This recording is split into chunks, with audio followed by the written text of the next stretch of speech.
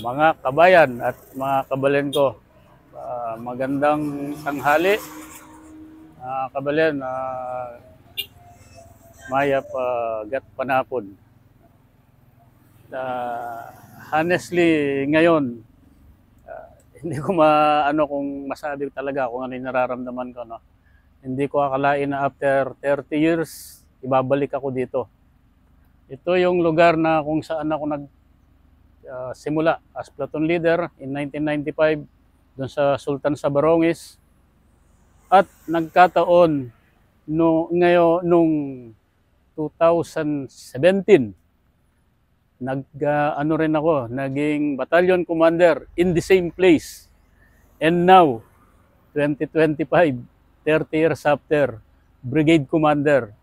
No? So, as to the familiarity sa area, familiar ako at sa mga tao. However, merong isang kwento na gusto ko ring i-share kasi nangyari talaga ito eh. Ang resulta, may sabihin nating napatay na dating kalaban natin, members ng MILF. Sa final count namin, 50 body counts and 29 high-powered firearms. Pero hindi ako kasama talaga sa main body na lumaban. However, isa akong intelligence officer o S2 ng brigade noon. So in 2003 kasi, nung S2 na ako, kalakasan ng MI noon, papasok kami sa Bulyok Complex or Kabasalan. So alam na namin na every time na may gagawin kaming malaking operation, lalabas yung MI, titira sila sa likod o kung saan pa magkakaroon ng disruption sa rear. Yung TCP, ganyan. So naka-TCP kami sa Barangay Pimbalayan ng Lambayong, hinaras kami nung gabi. Pagka madaling araw naman, hinaras yung isang detachment ng 2nd SF Battalion. Yun ay nandun sa Sitio Taga. No? So familiar ako sa Sitio Taga kasi yung lugar na yon at yung kinakatayuan ko ngayon, dito ako nagsipi. Ito, maalala ko ang tawag nila dito, duldul yung cotton na yung ginagawang unan. Kapasanglayan sa basta. No, duldul ang tawag nila sa cotton tree. May pa yan may tree house pa nga may tree house diyan. Tapos doon yung creek lang naman. So yan, itong plot na to. Makikita nyo kamaisan. The same thing nung nangyari yun ng 2003. To be exact, no? February 13, 2003. Umaga. So galing kami ng TCP, hinaras ito, kailangan naming reinforcean. Nalala ko, nakasakay lang ako sa motor kasi S2 nga, no? Then nakasunod sa amin yung dalawang bakal. Ang sakay ay si then Lieutenant Barona. Female officer ito. Bagong assign sa area. So nung nabalitaan namin doon sa pupuntahan nila Sir mamaya, doon sa kung saan mismo nanggaling yung away, sa Sitio Taga, doon ang main battle talaga nangyari.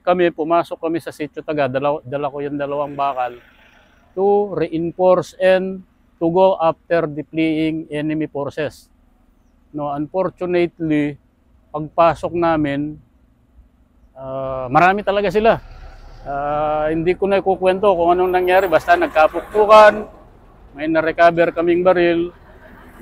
Nung after siguro mga isang oras pa na na away, dumating yung aming brigade commander, then Colonel Di Maala, na naging division commander ng 6ID. Unfortunately, sumakabilang buhay na si Sir.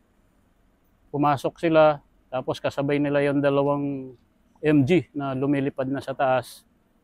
Buti narinig ko sa radyo na pinapahabol nila yung mga tumatakas Buti narinig namin sa radyo, Sir, huwag nyo nang tirahin yan kasi may mga hostage. More or less, yung hostage yung mga 35 siguro. So dala-dala yan ng MI, kasama yung mga sugatan nila. Nag-withdraw sila going Barangay Sigayan. After that, nag-clearing kami. Yun, inipon dun sa Sitio Taga. nandun, yung mga nasawi sa bakbakan, tsaka yung mga baril na naiwan. Naalala ko si Sergeant Dilasan, siyang body ko noon, siya yung driver ko sa motor. Actually na wounded siya sa tuhod kasi akala niya yung isang MI patay na. So nung kinuha niya yung M16 niya, may last breath pa pala, so tinamaan siya sa tuhod. And marinig mo yung actually yung pumasok kami, yung pag-reinforce namin, 2 bakal, sa isang simbang nakasakay lang, driver, gunner, tapos ako. Dun sa kabila, isang driver, isang gunner, tsaka si Sergeant, linasan nga. No? Hindi ko nakabalik ako dito. And much is nasa area of responsibility ko rin yung So magandang ma-recall. There is a sad truth about this na ganun ang nangyari, but now masasabi ko na after 30 years kahit paano merong relative peace dito sa area. So I hope yung story nito na hindi siya makalimutan, hindi lang dahil sa amin but yung mga na-involved, kasi may mga namatay na civilian, may namatay na mga MILF na Pilipino din naman. And I hope ma-remember siya, and hindi lang siya ma-remember na as Battle of Sitio Tagao, kung ano man ang tawag nila, but ma-remember siya na ito ay naging dahilan para magkaroon ng kapayapaan dito sa lugar.